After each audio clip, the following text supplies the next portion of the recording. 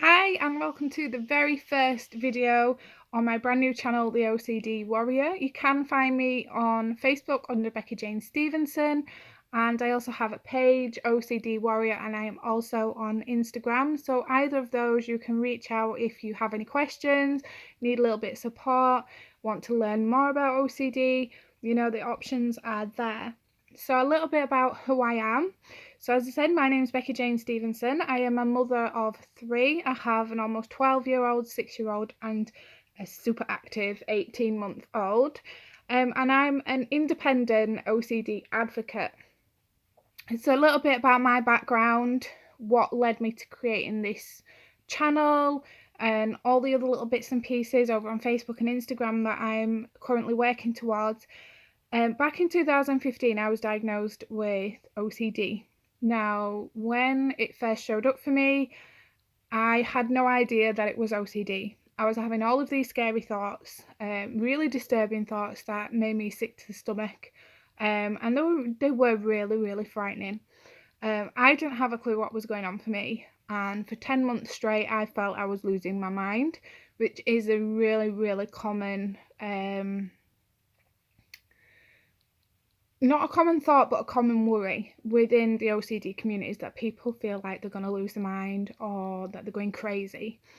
So I just want to kind of point out there before we get into things that it is super common for people to worry that they are going insane. But what I can say is people that are going insane generally aren't aware of it, and they certainly aren't anxious about it. So 10 months it took for me to get my diagnosis of OCD. And when they diagnosed it, I was like, oh, because for me, what I thought OCD was cleaning, was about germs, was about hoarding. So all the stuff that you kind of see in the media, there are TV programs. I think there's a couple: obsessive hoarders, obsessive compulsive cleaners. The kind of themes of OCD that are really glamorized and kind of trivialized as well. So I didn't make the connection when I first started struggling with intrusive thoughts. So I kind of made it my mission to understand more about OCD, understand the way it showed up for people, how it manifests. I know I was going to get tongue-tied. How it manifested for people, the neuroscience behind it. I pretty much, I'm a bit of a bookworm, so I love to research. I like to know things about things, and I don't like to sit and kind of suffer with stuff. So I'm pretty proactive in recovery, pretty proactive in things that I can do to help myself. So this year I suffered a little bit of a relapse in my OCD recovery journey. And again, it was a very frightening time because it kind of hit me like a ton of bricks. I'd just had nearly 2-3 years relatively OCD free. And it kind of just popped up out of nowhere. And that tends to be the common theme with people, is these things just kind of pop up on us. And that's where the first initial distress comes from, because they seemingly come out of nowhere in the most innocent of circumstances. So I've been in therapy now for a good 4 or 5 months. I'm doing intensive CBT with the exposure response prevention element to it. CBT and ERP are the two therapies that are pretty much the gold standard of therapy for OCD. It is the one type of therapy that is known, it's tried and tested and works. That's not to say it's worked for everybody, but for a large percentage of the OCD community, CBT, it works. So, as I've been going through my own recovery over the last couple of months and understanding a little bit more, because my OCD had jumped themes, I decided I wanted to go into the mental health profession myself, and support people with OCD, helping them to understand their diagnosis, understand how OCD shows up for them, and the things that they can do to help themselves, to kind of not find a cure, because anybody that is coming to this video now in the hope of hearing about a potential cure for OCD, I just want to kind of end the misconception that there is no cure for OCD. There is recovery. There is living with the fact that these thoughts happen. It is changing the relationship with your thoughts. It's not arguing with them or trying to get rid of them. It's being at peace with thoughts as they are. So thoughts are just thoughts and not good or bad. That's the ultimate goal with OCD. It's learning to live alongside those thoughts without allowing them to impact your life to the degree where it's really debilitating and prevents a person from living life to the fullest. So the misconceptions of OCD is that a person is obsessed with cleaning, that a person is obsessed with orders or checking or rituals or numbers, or germs or contracting some kind of illness. That is a huge misconception with OCD. It can show up in a very extensive number of ways. So some of them that are, the most common within OCD communities are something called harm OCD, paedophilia OCD, relationship OCD, religious OCD, scrupulosity, I can't pronounce the word, like scruples, magical thinking. So you kind of get the general idea. So the content, however it shows up for a person, doesn't matter. It's still OCD. These thoughts are still what are called intrusive thoughts. So these thoughts pop into a person's mind without warning, without wanting them, without forcing them or triggering them. They will pop into a person's mind against their will. A person will find these distressing. They will find them disturbing, highly upsetting, because they are, particularly like the harm themes and the paedophilia and sexual thoughts. They are really distressing and really do impact a person's life. So these thoughts can happen many times in a day. They lead a person to becoming so distressed. I'm sorry about the camera wobbling, by the way. They lead a person to becoming so distressed that they feel the need to either get rid of the thought or get rid of the threat. So for me, how OCD showed up for me was a visual image. So an intrusive thought doesn't just have to be a thought. It can be a visual image. It can feel like an urge. Urges, best way to describe those is sometimes if you sat down in a room with people and you kind of feel this uncontrollable urge to scream, but you don't, or you feel an uncontrollable urge to throw your dinner plate at the wall, or if you're driving along the road, you just suddenly get this thought, what if I just pull the steering wheel? That looks like a nice tree. I shall go drive at that. For most people, the brain doesn't even kind of recognize that thought. It's just like something that's passing. For somebody with OCD, they aren't able to let that thought go. They will try and analyze it. They will try and figure out why they've had that thought. And that's what keeps the distress and the anxiety going for a person. So as soon as we engage with those intrusive thoughts, we're teaching our brain that those thoughts are a threat, that they are a danger, and that we need to get rid of it, or we need to reduce any risks. And then that ultimately sets up a neural pathway within the brain that the brain will start recognizing every time we have this intrusive thought. So every time we have it, the brain learns that the reaction to that is distress. Do something to get rid of it. Do something to minimize danger. Do something to minimize risk. Now, intrusive thoughts are ego dystonic. So these are the two words that are probably the most important ones to understand. So ego dystonic are thoughts that are against a person's inner beliefs. They are against a person's values, the things that they live by, what's in their heart of heart, what's in their soul. They are against everything that they are. Ego syntonic, really itchy scalp. Ego syntonic are thoughts that a person wants. So you might find, and I'm really sorry if this is triggering for anybody, But egosyntonic thoughts are thoughts that a person finds pleasure from, that they enjoy having, that they welcome, that they feel no distress, no disgust, no repulsion, no nothing. They're egosyntonic. They're thoughts that people want. So somebody that has OCD intrusive thoughts are ego dystonic. So they are against anything that a person lives by, that a person would ever want, that a person would ever act on. So there is a number of people in the OCD profession, so quite some high up professionals. So Dr. Phillipson, I think, is one. I think I've got his name right. He said that somebody with harm OCD, or people with OCD in general, are some of the most safest people to be around, because a person with these intrusive thoughts would do anything to prevent those thoughts from coming true. Now, previously I saw a CBT specialist that had said the odds of a person acting on them thoughts are about as high probability as winning the lottery 10 times over.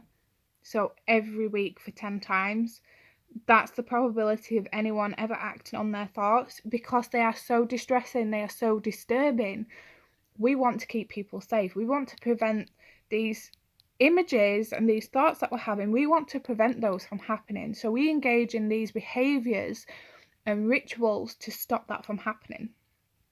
So that's a really important thought. So if you are watching this and you are currently experiencing intrusive thoughts of any kind, any theme, please know that intrusive thoughts are ego dystonic. So you would go to any length to prevent those thoughts from coming true. So back to my story. I do waffle on a little bit. Back to my story. So in 2015, I was experiencing these intrusive visual images that just kind of popped into my head one day. I remember it very vividly because it was a few days after Christmas, and I had this image of my entire family, and there's a trigger warning here. I had the visual thought of my entire family dead, and that somehow I'd done it. I couldn't picture myself in the act, but for some reason the way that I felt was, potentially I could do this, potentially I'm going to hurt my family. So the first initial reaction was, obviously I felt sick to my stomach, and then I wanted all of my loved ones away from me because I felt like such a danger. I felt like I was going to be turning into some kind of very disturbed, psychotic individual that was going to attempt to harm people that she loved. At this point, my daughter was 2. My older son was slightly older. And those thoughts carried on. I went to see the GP straight away. I spoke to the crisis team. They'd said, thoughts are just thoughts, but I didn't know at the time that this was OCD. So for me, it was very, very scary indeed. It was very, very frightening. And when I'd explained the thoughts to family, some family members were calling me a psycho. I didn't get, the support that I wanted to get from explaining what was going on for me. So for a good 10 months, I struggled to cuddle my children because I felt like such a risk to them and a danger. I begged my partner to lock me away so that I couldn't harm anybody. Then I became really upset at the fact that what if I had psychosis and I was having these blackouts and I could potentially hurt somebody. So I was kind of asking him to hold me tight every night so that if I did wake and sleepwalk or anything, that he would wake up first. I couldn't use knives to prepare meals, and even when preparing meals required the use of knives, I would only do that when my partner came home. So I was eating dinner very, very late, or I'd just buy products that didn't require any kind of chopping or peeling or anything like that. I would kind of, even if I saw a knife in the sink, I would have to wash it up away and put it out of sight immediately.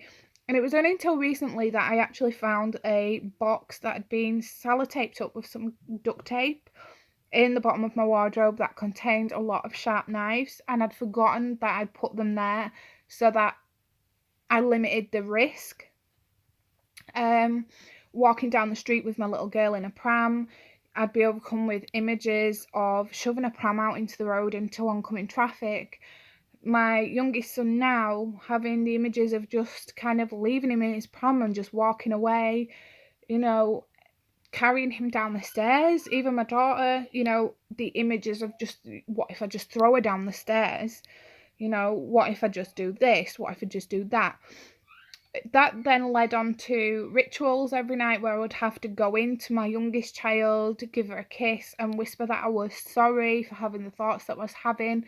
I was very, very guilty, and I felt very ashamed, and I felt less as a mother, but more of a monster for having those kind of thoughts about my children. And it took me a very long time to realize the fact that I was having these images was because of the deep level of love that I have for my family, for my children. This is why the thoughts were bothering me so much. This is why I was going to such lengths to keep them safe.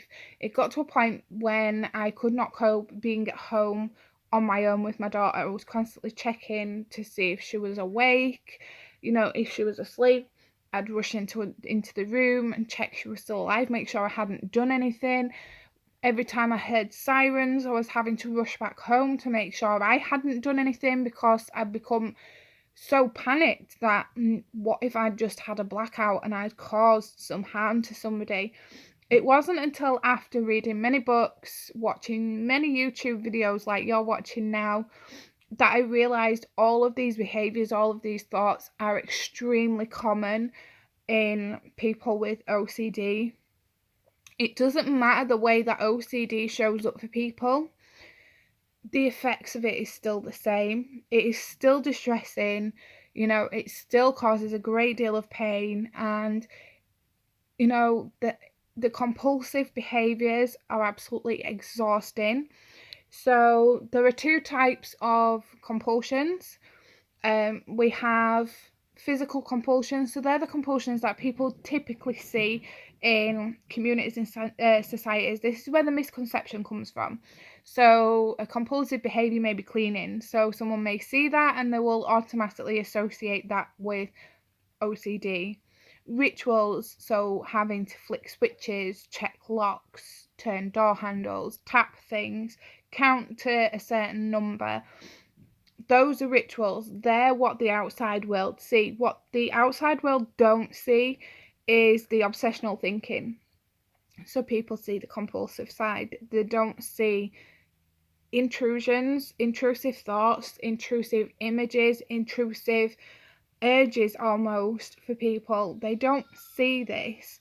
And that was part of the reason why I set up this channel, the OCD Warrior, because I wanted to help break down the stereotypes, create some more awareness and some more understanding of what OCD is, but also bring into the limelight intrusive thoughts, because the type of thoughts that a lot of people experience with OCD, people won't open up about and they won't talk about them, particularly when it comes to such as paedophilia OCD. So paedophilia OCD is intrusive thoughts about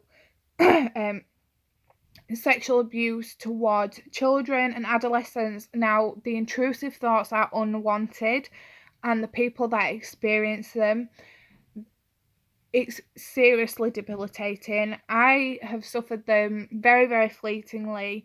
So they've never, those type of thoughts have never really stuck with me. It's always been a harm nature, either towards myself or towards my children. But I'm sure you can imagine having those type of thoughts when you don't want them is highly, highly distressing and really affects a person's life. Those are very common. The harm thoughts towards children, are really scary and really debilitating and really affect a person's life. Particularly, it's not just mothers who get them about the kids, their dads get them too, and his uncles, family members. Nobody, OCD doesn't have a face, it doesn't have a type, it can show up for anybody at any point. But like I said, the reason I wanted to set this channel up was to bring into the limelight intrusive thoughts and make it okay to talk about intrusive thoughts, because it is still very much a taboo subject. I've faced quite a lot of retribution over the years through people not understanding, or people not wanting to understand why a person would have thoughts about harming the child. And particularly for me, I'm very open, as you've probably guessed. I'm not ashamed of them, I'm not embarrassed. I'm even not frightened of people's responses anymore, because at the end of the day, if somebody hears the type of thoughts I have and then don't want anything to do with me, then that is on them, that's their problem. They don't want to understand, and that's fine. I want to help people be able to talk about their intrusive thoughts, because I think once you take those steps into talking about the content of your thoughts, your journey into changing your relationship with these thoughts and claiming some of your life back is the very first step, is talking about them. Now, I know a lot of women, a lot of mothers probably won't seek help for their intrusive thoughts, or the type of intrusive thoughts that they're having about their baby. So it's really common in new mums and even in pregnant women as well. They don't seek help because they are fearful their children will be taken away. And unfortunately, there is supporting evidence to show that if a psychiatrist, psychologist, GP, mental health worker doesn't have enough understanding of OCD, can unnecessarily risk assess a person that's experiencing intrusive thoughts, which unfortunately can make things much, much worse for somebody, because the very nature of OCD is the doubt, it's the uncertainty. OCD has us on a quest to reach 100% certainty that we aren't going to do this, that we aren't going to do that, that's not going to happen. And life is not 100% certain. So ultimately, the goal with OCD is becoming comfortable with the uncertainty, becoming comfortable with those intrusive thoughts. That's the ultimate goal, is to live alongside them, let them be there, let them pass, let them be like background noise. Or the best way, or my favorite way of explaining recovery, is intrusive thoughts are like spam emails. So they're there, but you don't have to open them. You don't have to open that folder. You don't have to engage in them. You can empty that folder, but spam doesn't affect the way you run your emails. So that's the ultimate goal. I'm hoping that little way of describing what recovery and overcoming OCD looks like makes sense to everybody. But what the point that I want to make with this very first video, and I'm really sorry if it's kind of gone off topic in a few areas. I do have undiagnosed ADD, so I do tend to kind of be a little bit scatty here and there. The purpose of this video is to let you know that there are countless other people having the exact same thoughts that you do right now. So you're not on your own. I've had those thoughts, other people have had those thoughts, and it's okay to talk about them. It's okay to go and tell your GP if you need to, message me on Facebook if you need to, drop your comments here and I'll do my best to respond to them. If you have questions, it's okay to have those thoughts. The brain has over 60,000 thoughts a day. We just don't realise it. Our brain filters out what's non-important to us. So, best way to describe it. Personally, for me, the best way to describe brain filtering is, I had a picture of my dream car while I was doing my driving lessons. I had a picture of my dream car. Nothing flashy. I wanted a Vauxhall Insignia and it had to be a white one. So I spent an afternoon thinking about this car, thinking about how I would feel driving it, how excited the kids would be, how much boot space because of all the shopping. I have 3 kids, so we do a lot of groceries. And then, because I was thinking about it, I was out in the town that day, and the amount of white Vauxhall Insignias I saw past me was insane. because that's what my brain was focusing on. My brain was focusing on those white Vauxhall Insignias, and everything else, every other car, every other colour, every other model and make, filtered through because they were not important at that moment. My brain was focused on a certain thing. So I've kind of lost where I was up to.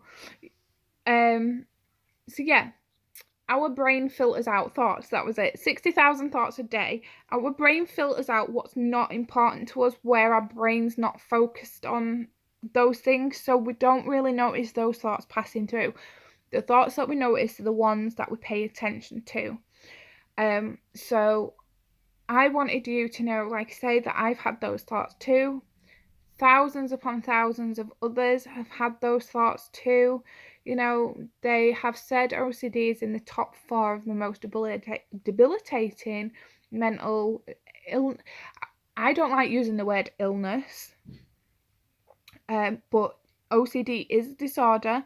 It is a habitual thinking problem that we have. We do it to ourselves because we engage and we respond and we kind of feed the OCD bully, because that is what it is. There's a reason why they call OCD Downton disease. There are lots of other things that I want to kind of talk about. I just don't want to cover it all in one video and have you sat there for ages. But I will be, my next video will be discussing the white bear effect, or the pink elephant effect, and also we will be discussing what we resist persists. So like I say, I just wanted to know, if you are watching and you are struggling with OCD and intrusive thoughts right now, I've had those thoughts. You are not on your own, and so have countless other people. There are people that have lived alongside harmoniously with OCD for years and years and years and years, you know, without it affecting them. So it is possible. You are not a monster, you are not a sicko, you are not going insane, you do not have psychosis, and you are certainly not a disturbed individual. You are simply somebody that is just reacting to some very creative but horrible thoughts that are unwanted, you know, and even the idea of acting on them, you know, is so distressing. I just want you to know that you're not on your own with that.